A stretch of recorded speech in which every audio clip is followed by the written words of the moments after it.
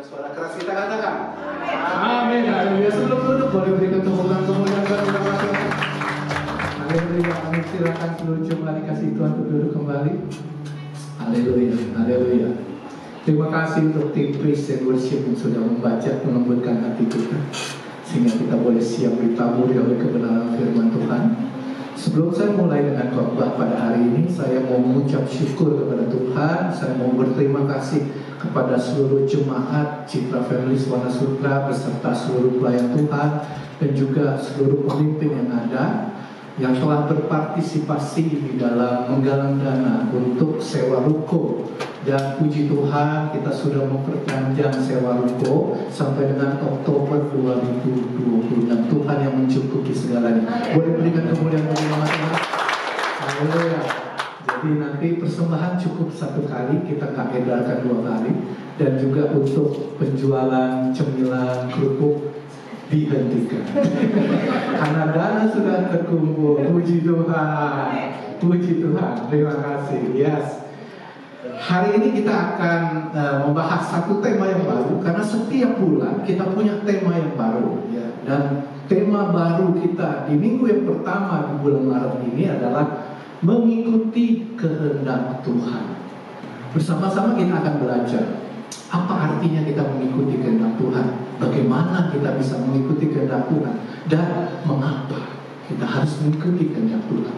Bersama-sama kita akan baca firman Tuhan di dalam Injil Matius pasal 7 ayat 21 sampai dengan 23. Sama kita baca dalam suara keras. 2, 3. Bukan setiap orang yang berseru kepadaku, Tuhan, Tuhan, akan masuk ke dalam kerajaan surga, melainkan dia yang melakukan kehendak Bapakku yang di surga. Pada hari terakhir banyak orang akan berseru kepadaku, Tuhan, Tuhan, bukankah kami bernubuat demi namamu, mengusir setan demi namamu, dan mengadakan banyak mujizat demi namamu juga? Pada waktu itulah aku akan berterus terang kepada mereka dan berkata, aku tidak pernah mengenal kamu, enyahlah daripadaku, kamu sekalian pembuat kejahatan.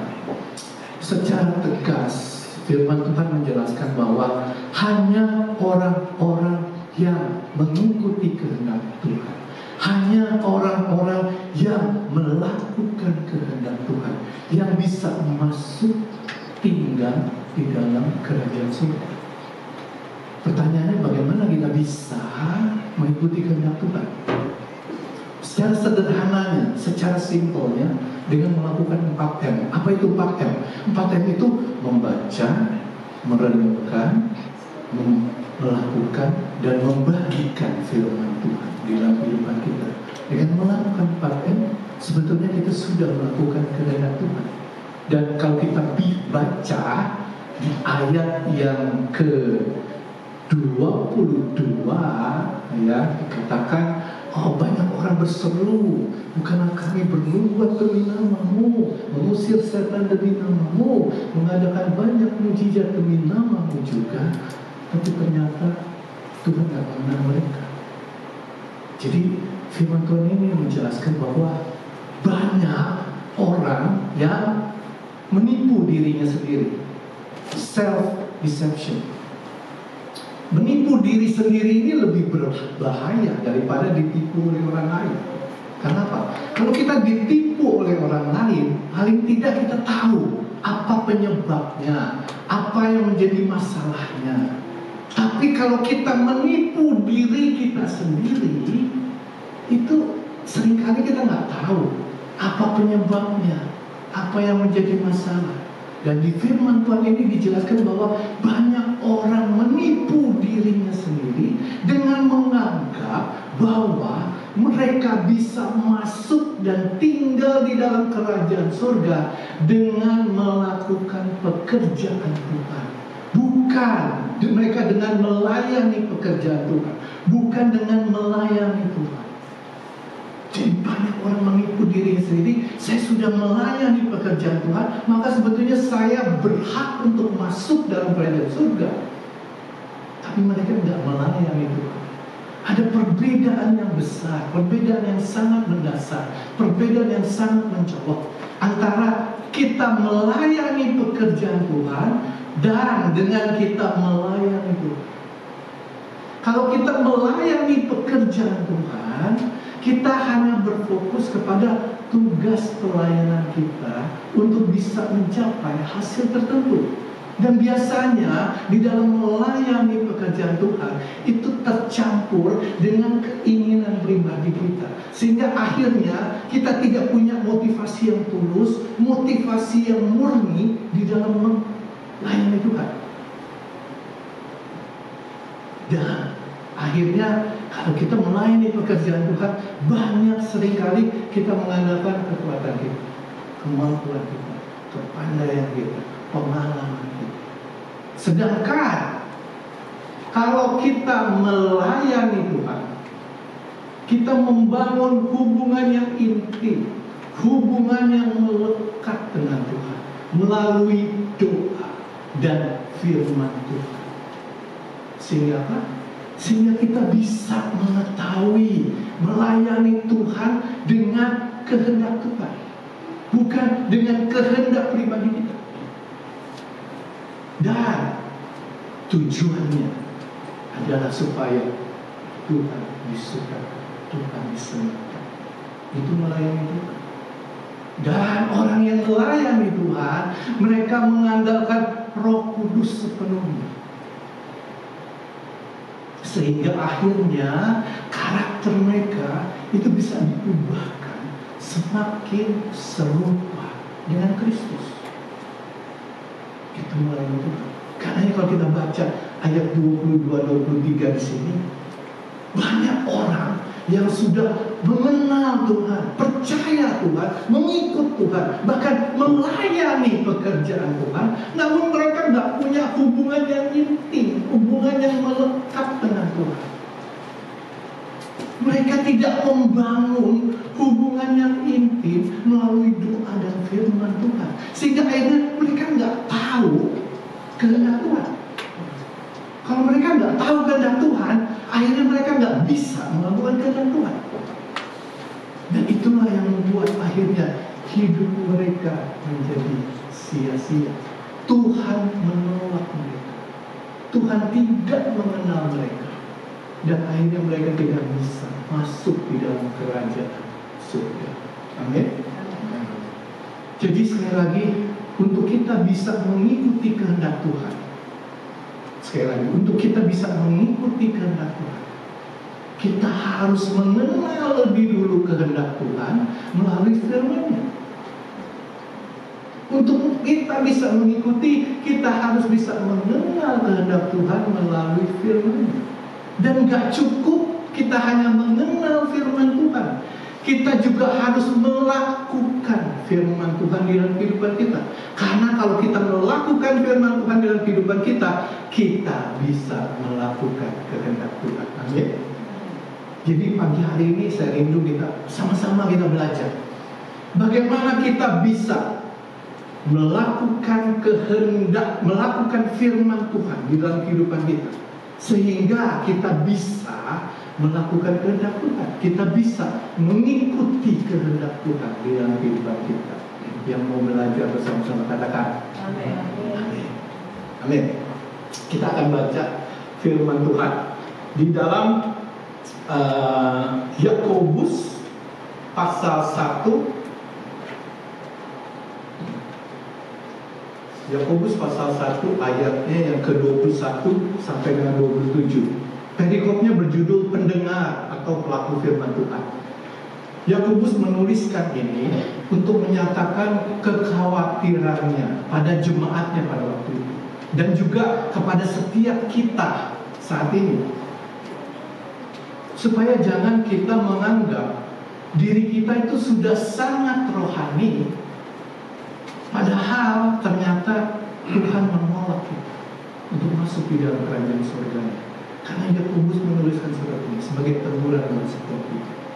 Kita akan baca bergantian karena cukup panjang. Saya akan baca ayat yang berangka ganjil. Nanti saudara-saudara boleh bantu saya untuk baca angka genap. Nanti yang terakhir, ayat yang terakhir bersama-sama kita akan baca. 1, 2, 3. Sebab itu buanglah segala sesuatu yang kotor dan kejahatan yang begitu banyak itu, dan terimalah dengan lemah lembut firman yang tertanam di dalam hatimu yang berkuasa menyelamatkan jiwamu. Silakan.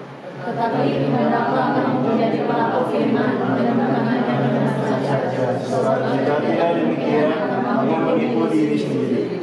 Ayat 23. Sebab jika seorang hanya mendengar firman saja dan tidak melakukannya, ia adalah seumpama seorang yang sedang mengamat-ngamati mukanya yang sebenarnya di depan cermin. Baru saja ia memandang dirinya, ia sudah pergi atau ia segera berbuat bagaimana rupanya. Tetapi barang siapa meneliti hukum yang sempurna, yaitu hukum yang memerdekakan orang, dan ia bertekun di dalamnya, jadi bukan hanya mendengar untuk melupakannya, tetapi sungguh-sungguh melakukannya, ia akan berbahagia oleh perbuatannya. Silakan. Jikalau seorang menganggap dirinya beribadah, tetapi tidak mengetahuinya, dia menipu dirinya sendiri, maka sia-sia ibadahnya.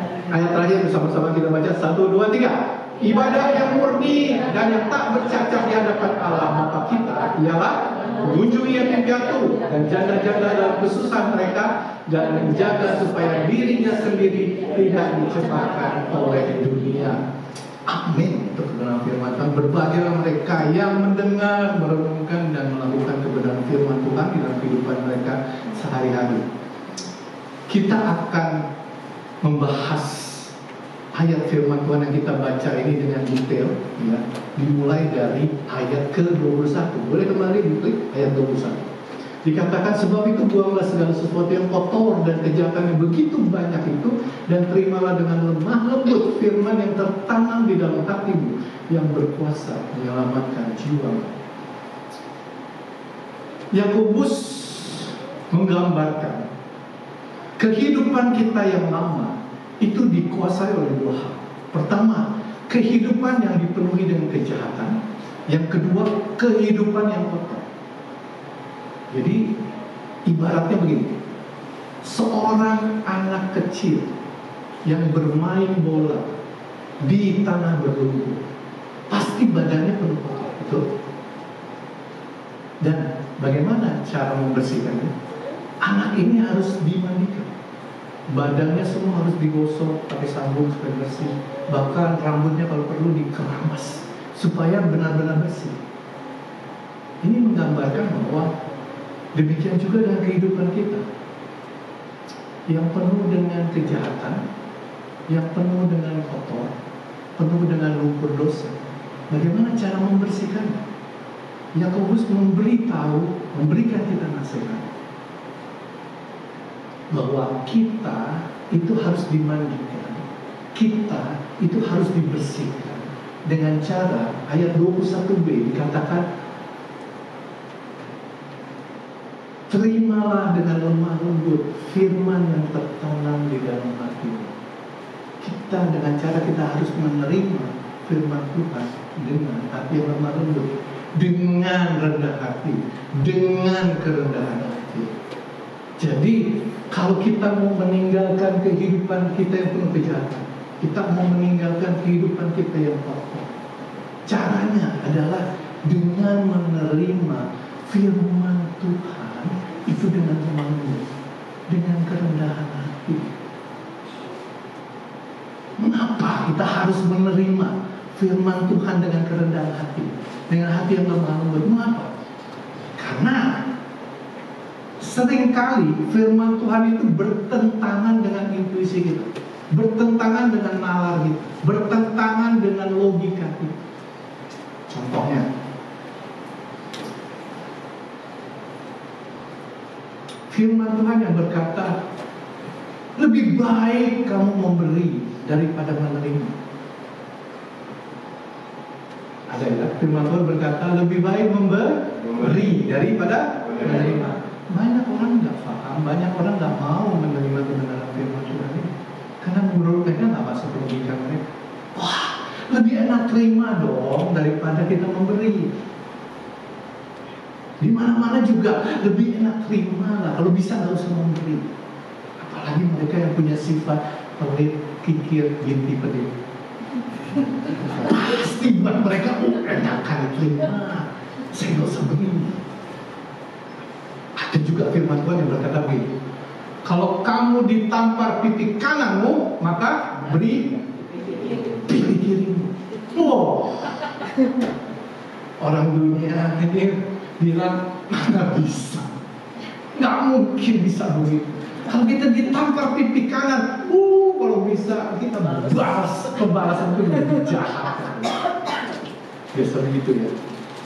Ada satu cerita, ini ilustrasi. Suatu ketika ada seorang pendeta, ya, dengan khotbah berapi-api dia menyampaikan di atas mimbar. Jadi saudara-saudara sekalian, firman Tuhan berkata, kalau kamu ditampar pipi kananmu, maka kamu harus berikan pipi kirimu. Dan tiba-tiba ada seorang pemuda, jemaat yang duduk, dia bangkit, dia naik ke atas mimbar, dia tampar pendetanya. Pipi kanannya ditampar. Pendetanya kaget. Tapi karena dia baru menyampaikan, dia baru. Jadi pendeta itu berkata kepada pemuda ini, karena kamu sudah menampar pipi kanan saya, maka saya akan berikan pipi kanan saya. Pemuda itu tanpa sungkan-sungkan dia tampar lagi pendetanya.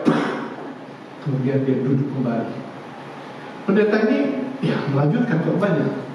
Tapi setelah selesai ibadah, pendeta itu menghampiri pemuda itu dan tanpa babi bu, seketika dia menampar pemuda itu kiri kanan. Wah, pemuda itu kaget. Terus tanya, lu kok Pak Pendeta balas saya? Pendeta itu berkata, saya nggak balas kamu. Kamu nggak pernah baca firman Tuhan. Kamu akan menuai apa yang kamu tabur. Ngeles. Pendeta ini ngeles. Nanti pulang ini jangan tampar saya. Jadi sekali lagi, sulit untuk kita bisa menerima firman Tuhan tanpa kerendahan hati, tanpa hati yang lemah. Kita harus mengakui otoritatif firman Tuhan di dalam kehidupan kita. Atau kita harus sungguh-sungguh mengakui bahwa firman Tuhan itu berkuasa atas kehidupan kita. Dengan demikian kita bisa menerima firman Tuhan dengan hati yang lemah lembut, dengan kerendahan hati. Alasan yang kedua, kenapa kita harus menerima firman Tuhan dengan hati yang lemah lembut? Banyak orang ketika ditanya, mengapa sih kamu nggak baca firman Tuhan, nggak dengar firman Tuhan, nggak mau mendengar firman, nggak mau menerima firman Tuhan? Karena alasannya harus saya sebut. Banyak bisnis yang harus saya urus, urusan kantor, pekerjaan begitu menyibukkan, ada mesti urus kegiatan ini, sehingga nggak punya waktu untuk baca firman Tuhan, nggak punya waktu untuk menerima firman Tuhan. Jadi alasannya orang nggak mau menerima firman Tuhan karena mereka lebih mementingkan kegiatan yang lain, aktivitas yang lain daripada memilih untuk menerima firman Tuhan, untuk membaca dan mendengar firman Tuhan. Tapi ketika Tuhan mengizinkan COVID terjadi, itu tahun 2020, 5 tahun yang lalu COVID terjadi, di mana semua bisnis terhenti, semua kegiatan terhenti, kantor tutup, sehingga banyak orang bekerja melalui rumah, work from home. Dan tiba-tiba semua punya banyak waktu, karena seluruh kegiatan mereka lakukan di rumah, nggak boleh keluar, takut juga keluar. Dan ketika mereka punya banyak waktu, apakah mereka membaca, mendengar, dan menerima firman Tuhan? Tidak tegak. Mereka lebih memilih untuk melakukan kegiatan yang lain, aktivitas yang lain, hobi yang lain. Ada yang menghabiskan waktunya nonton Netflix dari pagi sampai pagi lagi, begadang, karena drama Koreanya begitu menarik. Gak mau berhenti untuk nonton.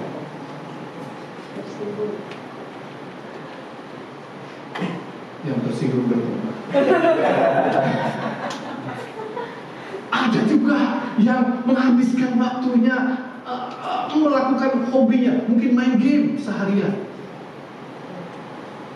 Ada juga ibu-ibu nih, karena nggak bisa belanja, nggak bisa beli makanan di luar, menghabiskan waktunya di dapur seharian dari pagi sampai malam. Itu bubur diolah jadi nasi, jadi bubur lagi, terus nggak keluar dari dapur. Nggak ada waktu. Mengapa? Meskipun mereka sebetulnya punya waktu, karena memang nggak ada kerinduan untuk membaca firman Tuhan. Itu jawabannya. Jadi saya mau encourage pagi hari ini, kita sebagai anak-anak Tuhan, sebagai orang percaya, kita harus bisa menerima firman Tuhan. Itu dengan hati yang lemah, dengan kerendahan hati. Kenapa? Karena firman Tuhan itu sanggup membersihkan hidup kita, sanggup menyucikan, sanggup menguduskan hidup kita. Dan firman Tuhan itu berfungsi sebagai GPS, berfungsi sebagai kompas untuk menunjukkan kepada kita arah dari tujuan Tuhan, kehendak Tuhan, sehingga kita mengetahui dengan jelas, oh itu ya kehendak Tuhan. Dan gak sampai di situ aja. Ternyata firman Tuhan juga memberi kita kekuatan untuk kita bisa mencapai tujuan Tuhan, sehingga kita bisa menggenapi setiap tujuan Tuhan di dalam setiap kehidupan kita. Amin. Jadi banyak sekali fungsi firman Tuhan. Dia membersihkan hati kita, dia menyucikan, menguduskan, dia memberi kekuatan dan memberi pengarahan kepada kita untuk kita bisa mencapai tujuan Tuhan di dalam kehidupan kita. Amin. Amin. Sekarang kita baca ayat ke-22. Dikatakan, tetapi hendaklah kamu menjadi pelaku firman dan bukan hanya pendengar saja. Sebab jika tidak demikian, kamu menipu diri sendiri. Yakobus menasihatkan kita, jangan kita hanya menjadi pendengar, jangan kita hanya mendengar firman Tuhan, tapi kita juga harus melakukan firman Tuhan dalam kehidupan kita. Karena kalau kita tidak melakukan, itu sama aja kita menipu diri kita sendiri. Saya mau beri contoh. Banyak orang yang kagum, yang takjub ketika mereka membaca firman Tuhan, atau ketika mereka mendengar firman Tuhan melalui sosial media. Ada yang mendengar firman Tuhan melalui Instagram, melalui TikTok, melalui Facebook, dan lain sebagainya. Dan mereka kagum, mereka takjub. Dan saking takjubnya akan firman Tuhan, itu mereka menceritakan firman Tuhan ini ke semua orang yang mereka kenal, ke keluarga mereka, ke sahabat mereka, ke teman-teman mereka. Tapi ketika ditanya, what do you do about it? Apakah kamu sudah melakukan firman Tuhan? Mereka jawabnya, nothing. Enggak. Nah, ini sama aja ya, menggambarkan bahwa kita setuju dengan firman-Nya, tapi kita mengabaikan pesannya. Kita setuju dengan firman yang Tuhan sampaikan kepada kita, tapi kita mengabaikan perintah Tuhan untuk melakukannya. Itu sama saja sebetulnya kita tidak menghormati perkataan firman Tuhan dalam kehidupan kita. Disrespect His message, disrespect God's word. Kita suka terhadap firman-Nya, tapi kita gak suka untuk melakukannya. Ada beberapa alasan mengapa orang lebih suka mendengar dan tidak suka untuk melakukannya. Alasan yang pertama, karena selfish. Mereka berpikir, apa sih keuntungannya kalau saya melakukan firman Tuhan? Selfish. Buat saya apa keuntungannya, apa kalau saya melakukan firman Tuhan? Itu alasannya mereka hanya mau mendengar dan gak mau melakukan.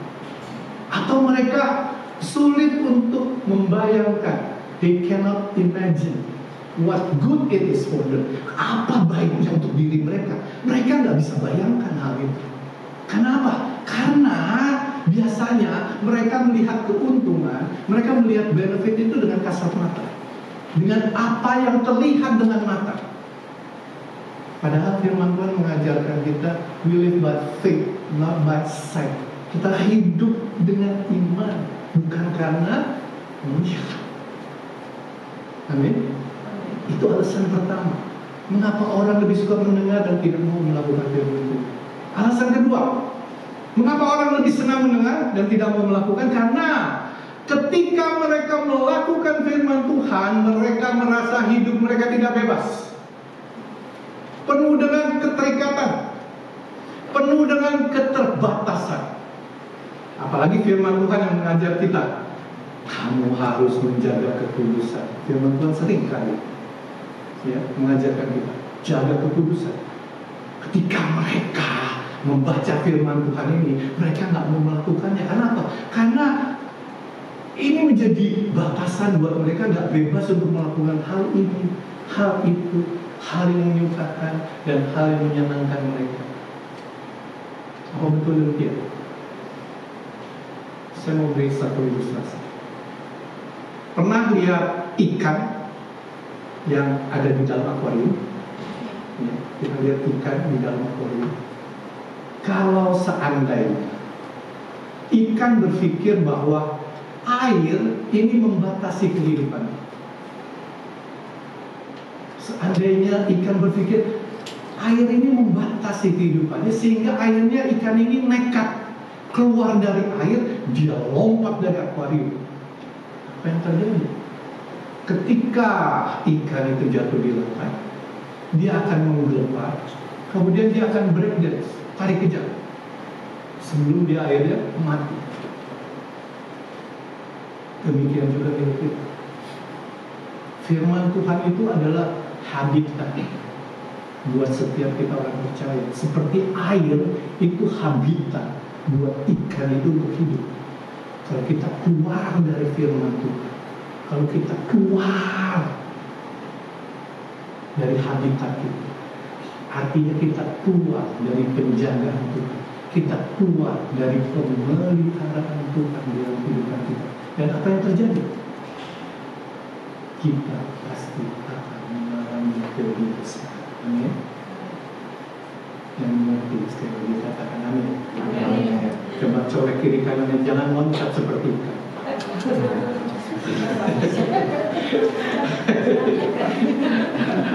Oke. Kita baca sekarang ayat 23 dan 24. Ya, apa yang dikatakan Yakobus di dalam 23 dan 24. Sebab jika seorang hanya mendengar firman saja dan tidak melakukannya, ia adalah seumpama seorang yang sedang mengamati mukanya yang sebenarnya di depan cermin. Baru saja ia memandang dirinya, ia sudah pergi, terus ia segera lupa bagaimana rupanya. Yakobus ini memberikan contoh yang menarik sebetulnya buat orang yang sukanya hanya mendengar dan gak mau melakukan firman Tuhan.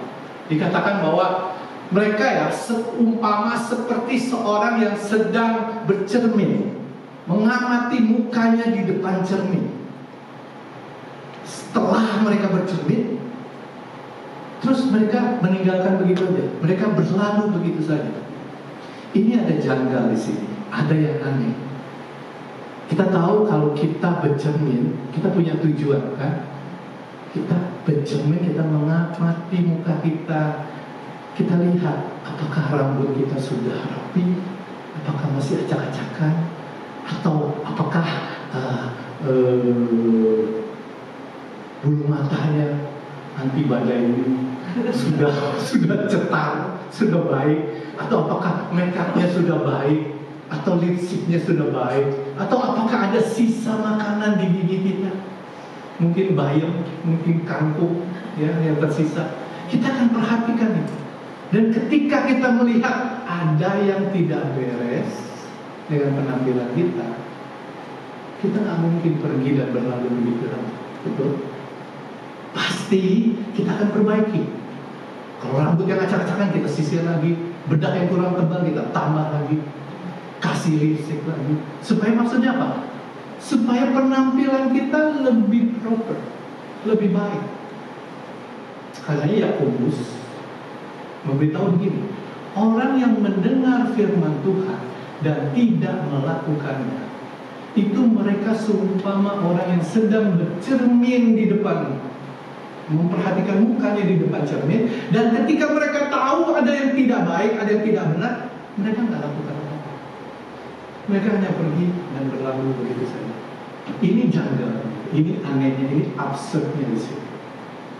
Kenapa? Karena firman Tuhan itu berguna untuk mengajar kita, menegur kita, memperbaiki kesalahan kita, bahkan mendidik kita di dalam kebenaran.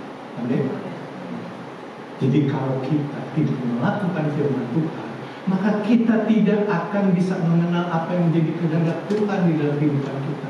Kalau kita nggak bisa mengenal kehendak Tuhan, bagaimana kita bisa melakukan kehendak Tuhan di dalam kehidupan kita? Dan itulah yang membuat akhirnya hidup kita menjadi sia-sia.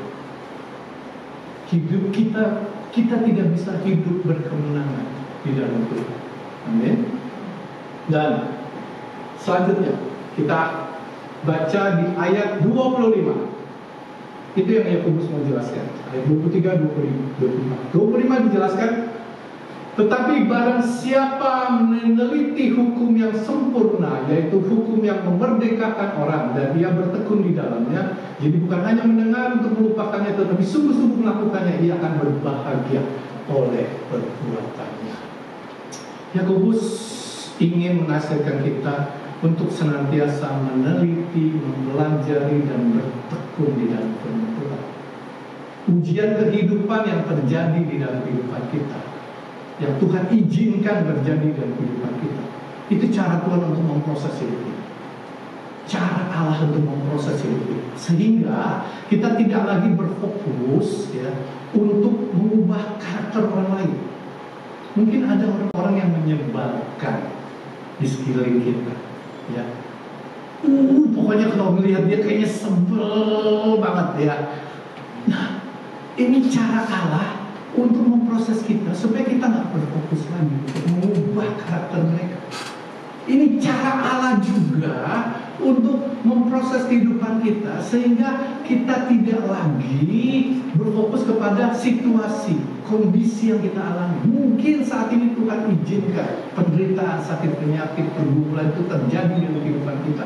Tapi cara Allah itu kita nggak berfokus kepada diri kita lagi, nggak berfokus kepada situasi, kondisi yang terjadi dalam kehidupan kita. Tetapi kita lebih berfokus kepada bagaimana Allah, bagaimana Tuhan memproses pembentuk karakter kita menjadi semakin serupa dengan Kristus. Itu tujuan. Kalau kita melakukan firman Tuhan dengan sungguh-sungguh di dalam kehidupan kita, memang ada harga yang harus kita bayar. Pasti ada harga yang harus kita bayar. Karena pasti kita tidak akan merasa nyaman saat kita melakukan firman Tuhan. Maka kedagingan kita, keinginan daging kita itu akan dikerap, keinginan daging kita itu akan dimatikan, sehingga kita pasti akan merasakan sakit, kita pasti akan merasakan penderitaan. Namun saya mau beritahu Bapak Ibu Saudara-saudari semua, benefit, keuntungan yang kita terima ketika kita melakukan firman Tuhan itu jauh lebih besar dari segala penderitaan dan sakit yang kita alami. Kenapa? Karena hidup kita akan dimerdekakan, hidup kita akan dibebaskan, kita akan hidup di dalam kelimpahan, abundant life, di mana kita bisa merasakan sukacita, damai sejahtera yang penuh, yang sejati dari Allah turun memenuhi kehidupan kita. Yang mau dan percaya katakan amin. Ayat yang terakhir yang kita akan bahas, ayat 26 dan 27. Jikalau ada seorang menganggap dirinya beribadah tapi tidak mengekang lidahnya, ia menipu dirinya sendiri. Tidak mengekang lidahnya, ia menipu dirinya sendiri, maka sia-sialah ibadahnya. 27. Ibadah yang murni yang tak bercacat di hadapan Bapa kita ialah mengunjungi yatim piatu dan janda-janda dalam kesusahan mereka, dan menjaga supaya dirinya sendiri tidak dicemarkan oleh dunia. Yakobus memberikan kepada kita semacam tes kerohanian di ayat 26 dan 27. Untuk mengetahui apakah kita sudah bisa menerima firman Tuhan itu dengan rendah hati, dengan lemah lembut. Apakah kita sudah melakukan firman Tuhan dalam kehidupan kita, melakukan ibadah kita yang sejati, dan kita tidak sedang menipu diri kita sendiri. Nah, supaya kita tahu bahwa apakah kita mampu atau kita lulus di dalam tes kerohanian ini, maka Yakobus memberikan kita 3 area, 3 bagian untuk kita berfokus. Yang pertama, boleh diklik, controlling your tongue. Ayat 26 yang kita baca mengekang lidah kita. Artinya apakah kita menjadi pribadi yang bisa mengontrol lidah kita? Wah, ini Bro Willy kasih harimau, mulut tuh harimau, luar biasa. Yes. Apakah kita menjadi pribadi yang bisa mengontrol lidah kita? Artinya setiap ucapan, setiap perkataan yang keluar dari mulut kita itu perkataan yang bisa membangun, menghibur, dan memberkati orang lain. Atau sebaliknya, perkataan yang keluar dari mulut kita itu perkataan yang menyakitkan, menjatuhkan, bahkan menghakimi orang lain. Dan di era sekarang ini, di era modern sekarang ini, ternyata nggak cukup cuma control your tongue untuk menjaga lidah kita. Ada lagi dibilang control your tongue. Kita harus bisa mengontrol jempol kita. Maksudnya, apakah komentar-komentar yang kita berikan di sosial media kita, di Instagram kita, di grup chat kita, di Facebook kita, dimanapun itu, apakah komentar kita itu bisa memberikan penghiburan buat orang lain, mendatangkan sukacita, damai sejahtera, kekuatan dan pengharapan ketika orang lain membaca komentar kita? Apa justru komentar itu mendatangkan kegaduhan, membuat suasana menjadi rusuh, chaos? Karena komentar kita tuh menebar fear, menebar ketakutan, menebar gosip, menebar hoax. Saya mau beritahu, kalau kita semua sudah punya kedewasaan rohani dan kita tinggal di dalam firman Tuhan, maka kita akan sangat berhati-hati untuk kita berkomentar maupun kita berkata-kata. So, be careful with your tongue. Hati-hati dengan lidahmu. Be careful with your tongue. Hati-hati dengan jempolmu, supaya ibadah kita tidak sia-sia di hadapan Tuhan. Amin. Yang kedua, tes kerohanian yang Yakobus sebutkan di ayat 26 dan 27 adalah have compassion for others. Punya belas kasihan untuk orang lain. Coba kita teliti hati kita. Apakah kita punya belas kasihan terhadap kaum marginal, orang-orang yang tertindas, orang-orang yang terpinggirkan, orang-orang yang terbuang? Contohnya anak-anak yatim piatu, atau orang-orang tua di panti jompo, atau janda-janda miskin disebutkan dalam firman Tuhan, atau mereka yang mengalami musibah, mereka yang mengalami bencana. Dan belas kasihan kita, compassion kita itu harus ditunjukkan dengan action, dengan tindakan. Nggak cukup kalau kita cuma sympathy, tapi kita harus berempati, kita harus bertindak, kita harus bergerak untuk menolong mereka yang dalam kesulitan, dalam kesusahan.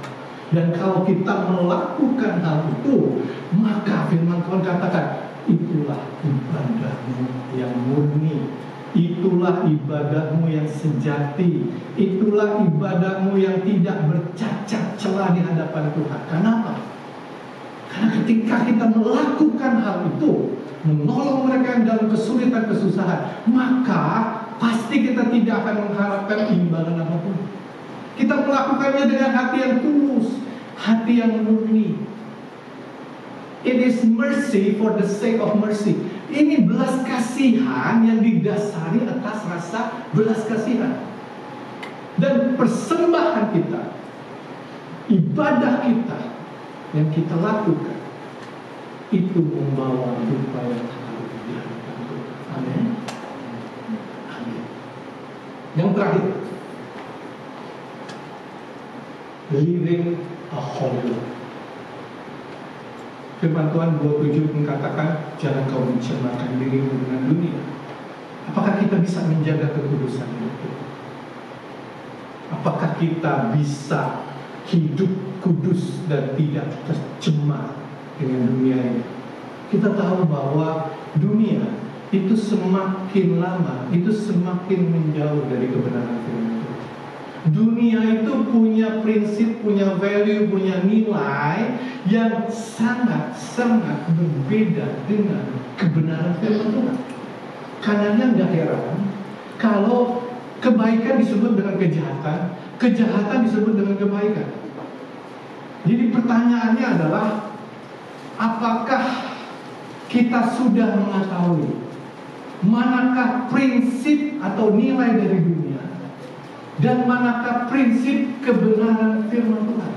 Supaya apa? Supaya kita bisa menjaga diri kita, menjaga hati kita, menjaga perasaan kita, menjaga tindakan kita, menjaga perbuatan kita, sehingga kita tidak tercemar oleh dunia. Bahkan kita larut di dalam kehidupan duniawi yang penuh dengan toksik, dengan racun yang berbahaya. Kita baca, ini betul-betul ayat firman Tuhan yang terakhir di Yakobus pasal 4 ayat 4. Kita baca dengan keras, 1, 2, 3. Hai kamu orang-orang yang tidak setia, tidakkah kamu tahu bahwa persahabatan dengan dunia adalah permusuhan dengan Allah? Jadi barang siapa hendak menjadi sahabat dunia ini, ia menjadikan dirinya musuh Allah. Sekali lagi dengan suara keras ya, 1, 2, 3. Hai kamu orang-orang yang tidak setia, tidakkah kamu tahu bahwa persahabatan dengan dunia adalah permusuhan dengan Allah? Jadi barang siapa hendak menjadi sahabat dunia ini, dia menjadikan dirinya musuh Allah. Amin. Saya undang tim musik maju ke depan. Setelah kita membaca firman Tuhan Yakobus pasal 4 ayat 4 ini, coba kita renungkan firman Tuhan ini dengan sungguh-sungguh. Coba kita selidiki, kita periksa hati kita masing-masing.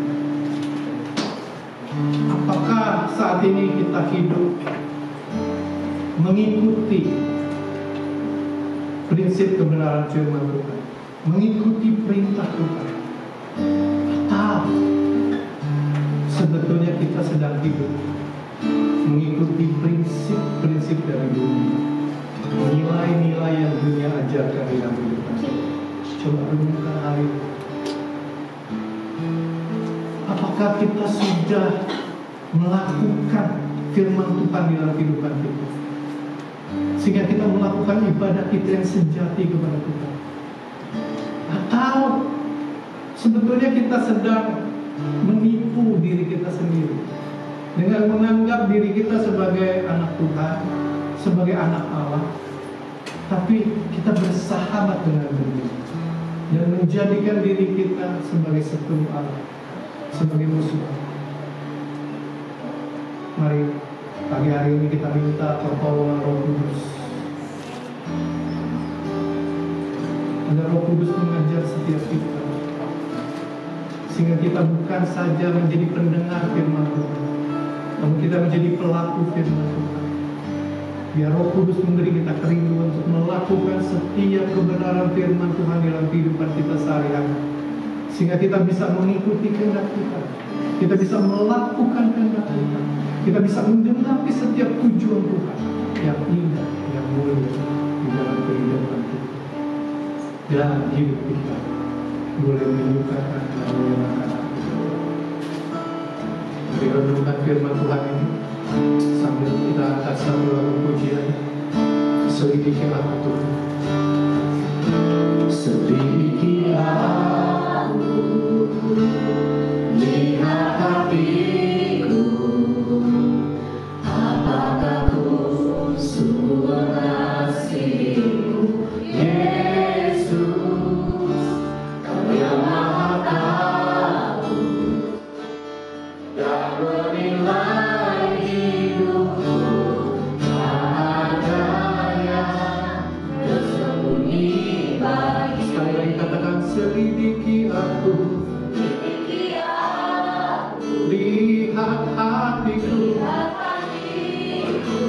apakah kami sungguh mengasihimu,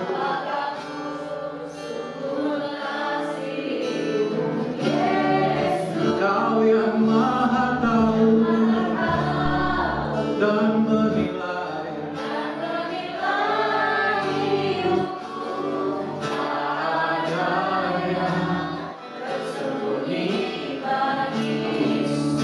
suaramu, angkat imanmu. Ku lihat kebaikanmu yang tak pernah habis di hidupku. Ku berjuang sampai akhirnya kau dapatinya. Mari jemaat saja angkat suaramu, katakan, aku lihat kebaikan. Terima kasih Tuhan untuk kebaikan Tuhan. Terima kasih untuk kasih setiamu, tidak pernah habis di dalam hidup kami. Roh Kudus memimpin kami. Kau dapat dia ku tenang. Telah kulihat kebaikanmu yang tak pernah habis di hidupku. Berjuang sampai akhirnya kau dapat dia ku terang.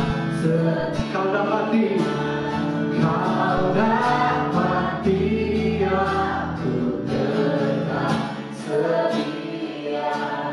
Kau dapat dia ku terang setia. Mari kita sembah Tuhan. Bawa setiap kami Tuhan, bawa setiap kami menghampiri kasih setiamu. Kami bersyukur,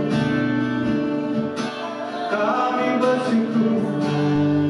Firman-Mu Tuhan, Firman-Mu mengajar setiap kami, bawa setiap kami hidup di dalam kasih-Mu.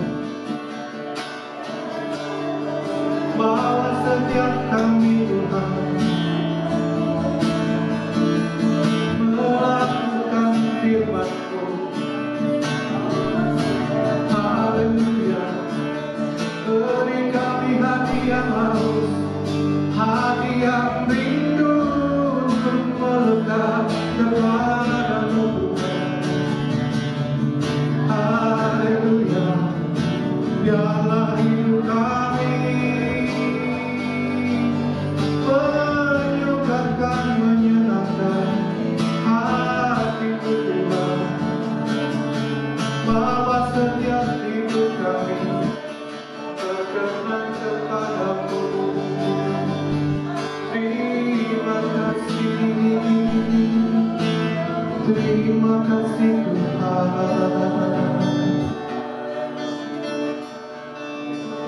Bertatalah, berdaulat atas hidup kami. Kami butuh kekuatan daripada-Mu. Kami butuh kuasa untuk terus membimbing, memimpin dan menuntun hidup kami. Karena hidup kami boleh semakin berkenan di hadapan-Mu. Terima kasih. Terima kasih. Mari saatnya kita mempersiapkan tubuh, jiwa, dan roh kita untuk bisa menerima perjamuan kudus pada hari ini sebagai peringatan atas pengorbanan Yesus yang besar di dalam kehidupan kita. Yesus yang telah menebus dan menyelamatkan setiap kita orang yang percaya. Mari saat ini saya beri waktu sejenak, kita masuk di dalam saat teduh.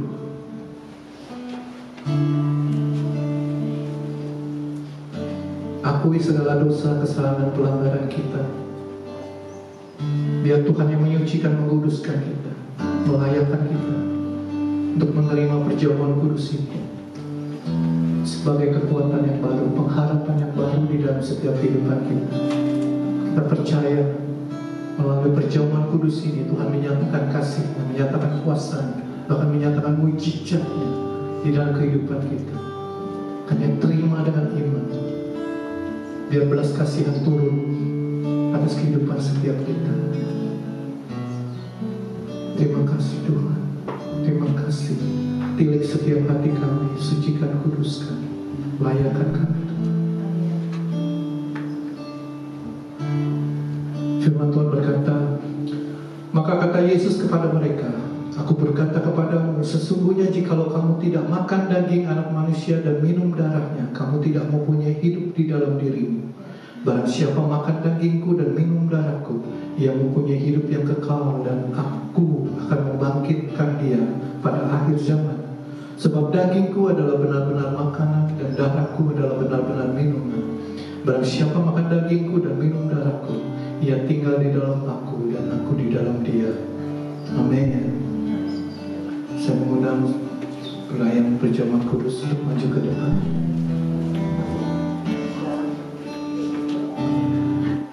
Di dalam nama Bapa, Anak dan Roh Kudus, di dalam nama Tuhan Yesus Kristus, kiranya berkat Tuhan turun atas roti yang melambangkan tubuh Kristus dan atas anggur yang melambangkan darah Yesus, menjadi perjamuan yang suci, perjamuan yang kudus buat setiap kami. Kami dipersatukan dengan tubuh dan darah Yesus. Kami dikuatkan, kami diteguhkan, kami dibentuk menjadi semakin serupa, segambar dengan Kristus. Bapak, Engkau juga yang menguruskan petugas pelayan perjamuan kudus. Pakai hidup mereka Tuhan untuk menjadi berkat bagi Tuhan dan berkat bagi sesama. Amin.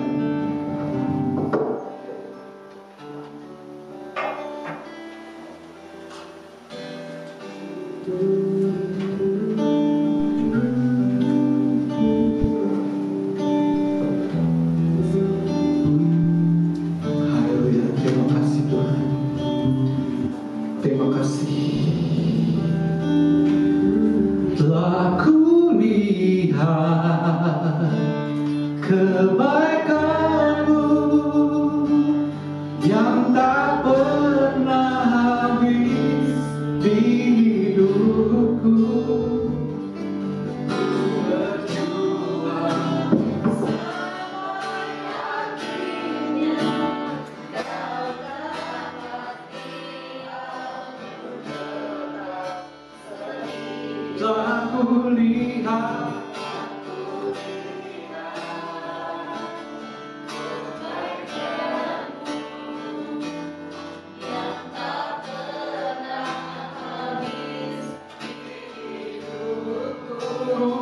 Berjuang sampai akhirnya Kau dapati aku tetap setia. Telah kulihat sampai akhirnya Kau dapati aku tetap setia.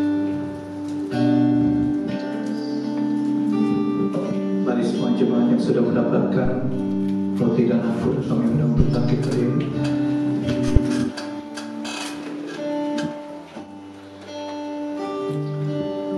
Taruh roti di tangan kanan dan angkat di atas kepala kita. Apakah saudara percaya bahwa roti yang ada di tanganmu melambangkan tubuh Kristus? Amin. Demikian firman Tuhan. Sebab apa yang telah kuteruskan kepadamu telah kuterima dari Tuhan, yaitu bahwa Tuhan Yesus pada malam waktu ia diserahkan mengambil roti, dan sesudah itu ia mengucap syukur atasnya, ia memecahkannya dan berkata, inilah tubuhku yang diserahkan bagi kamu. Perbuatlah ini menjadi peringatan akan aku. Mari bersama-sama dengan iman kita makan roti yang melambangkan tubuh Kristus yang telah dikorbankan bagi setiap kita.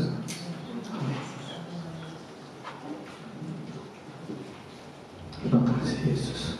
Terima kasih. Terima kasih untuk tubuh yang telah dikorbankan bagi setiap kami. Terima kasih tubuh yang memberikan kekuatan.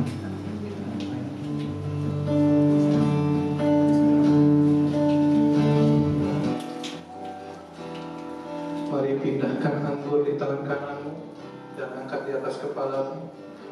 Apakah saudara percaya bahwa anggur yang ada di tanganmu melambangkan darah Yesus? Demikianlah juga yang mengambil cawan sesudah makan lalu berkata, cawan ini adalah perjanjian baru yang dimeteraikan oleh darahku. Perbuatlah ini setiap kali kamu meminumnya menjadi peringatan akan aku. bersama-sama dengan iman kita minum anggur yang melambangkan darah Yesus. Haleluya.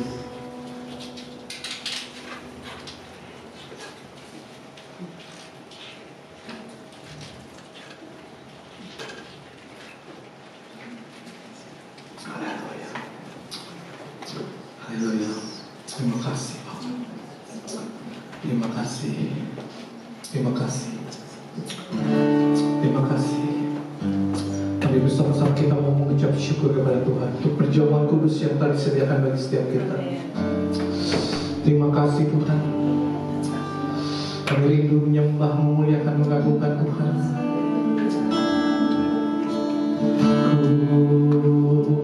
Ku mau seperti-Mu Yesus, sempurnakan selalu dalam segala jalanku, memuliakan nama-Mu. Haleluya. Sempurnakan kami Tuhan. Ku mau seperti-Mu Yesus. Amin. Haleluya. Sempurnakan selalu dalam segala jalanku, memuliakan nama-Mu. Segenap hati kita, kembali kita angkat pujian kita, katakan ku mau seperti-Mu Yesus, disempurnakan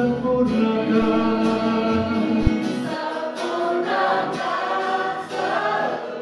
Haleluya. Dalam segenap jalanku,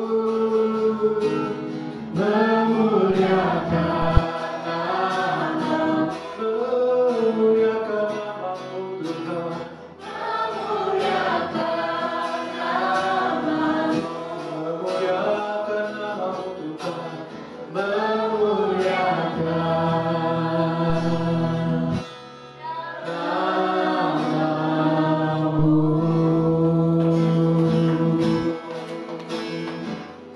Segala pujian, hormat, kemuliaan kami naikkan bagi satu nama yang berdaulat berkuasa atas kehidupan kami, Tuhan Yesus, yang terus membimbing, memimpin, dan menuntun hidup kami, sehingga hidup kami boleh Tuhan berkemenangan di dalam Tuhan.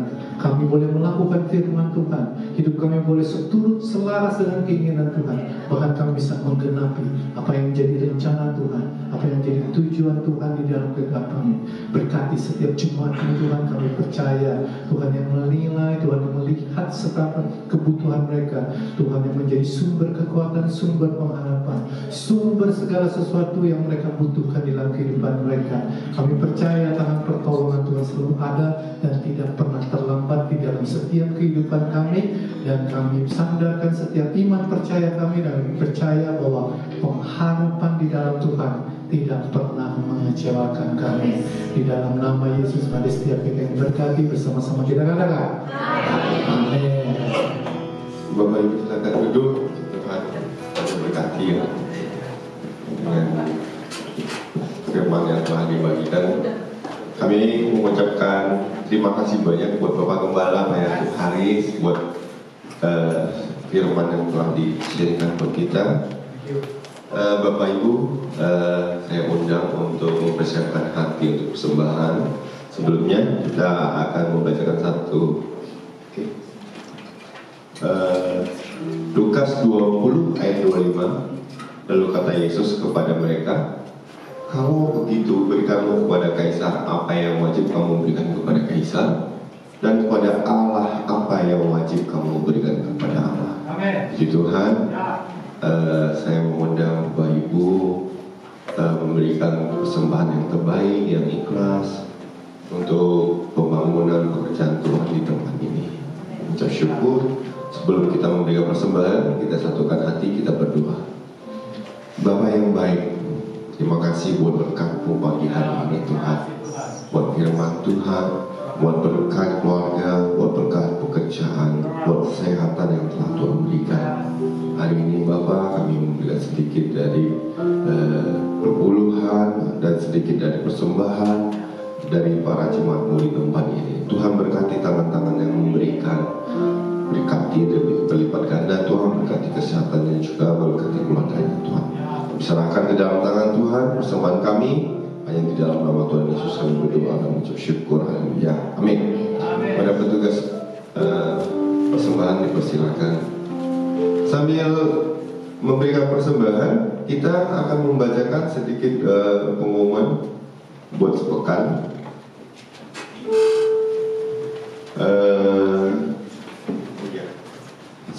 Terima kasih. Sebelumnya kami mengucapkan selamat datang nih buat para jemaat kami di tempat ini baru pertama kali hadir. Bapak, Ibu, terima kasih buat kedatangannya hari ini. Kalau memang belum ada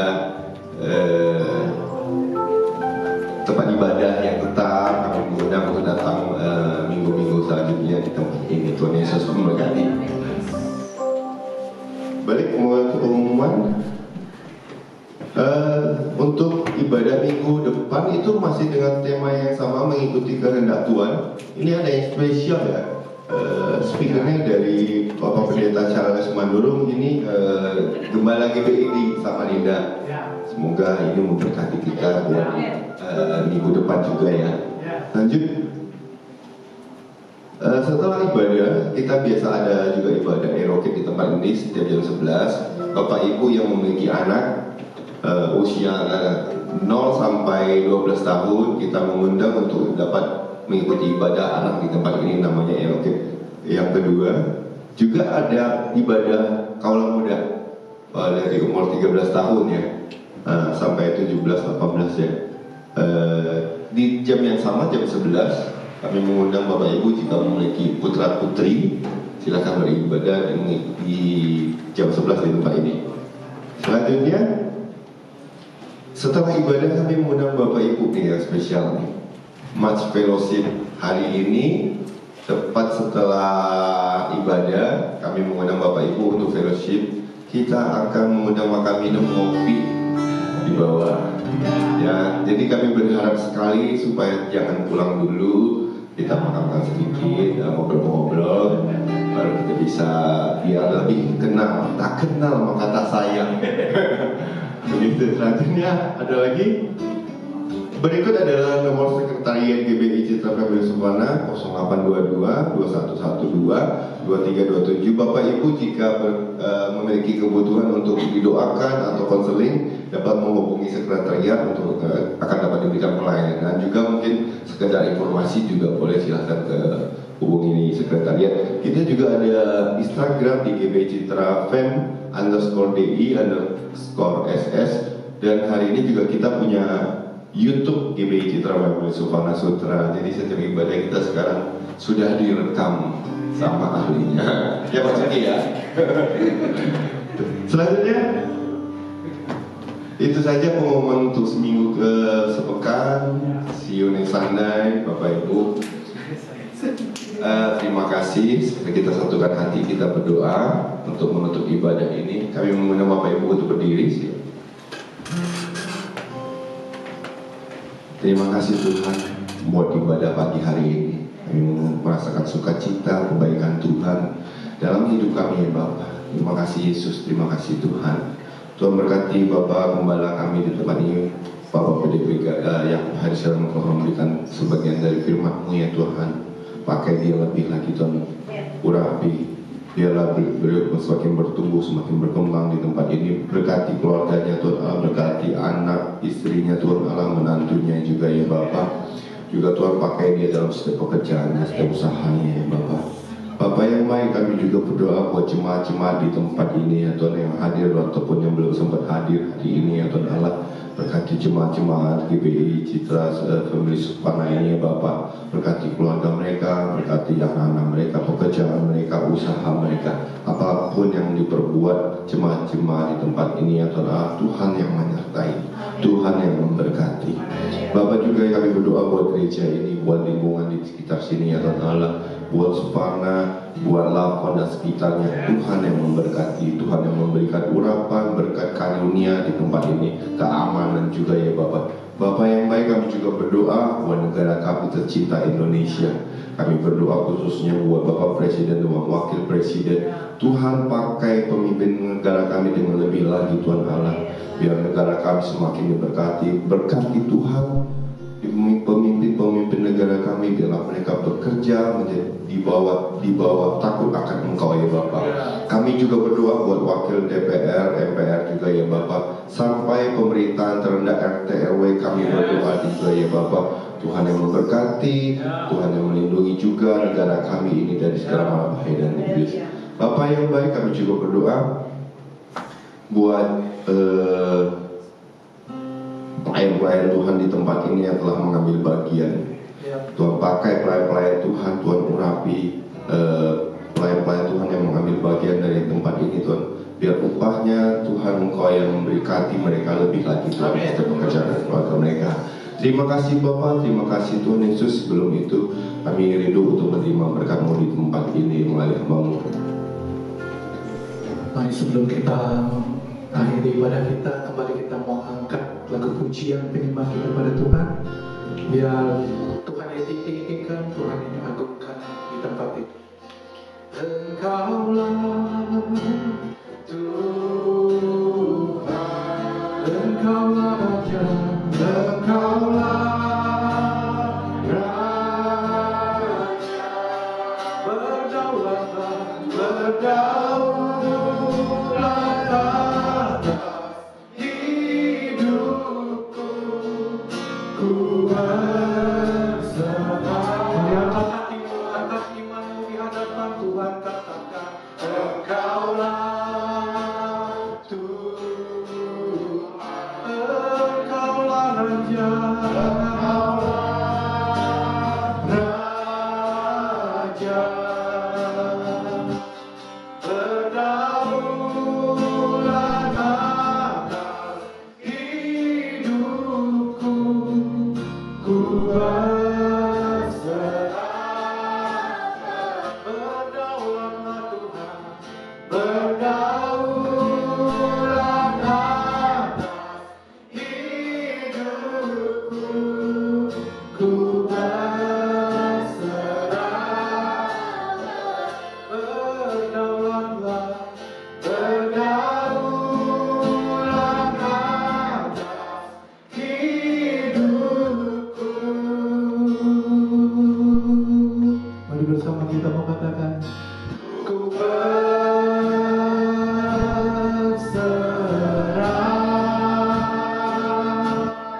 padamu.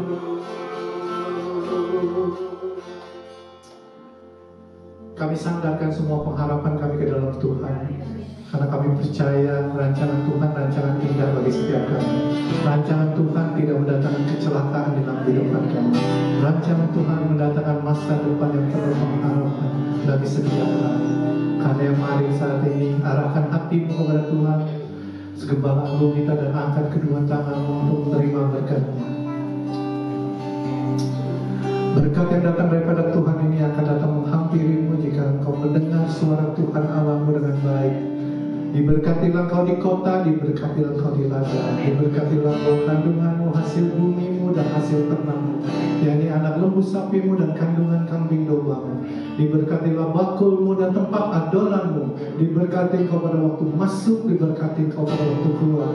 Terimalah segala berkat dari Allah Bapa, kasih sayang dari Tuhan Yesus yang tidak pernah terbatas di dalam persekutuan dengan Roh Kudus, turun memberkati hidupmu, memberkati pelayananmu, memberkati keluargamu, memberkati studimu, memberkati bisnismu, memberkati pekerjaanmu. Apapun yang kau lakukan dengan roh takut akan Tuhan, dibuat Tuhan berhasil dan beruntung.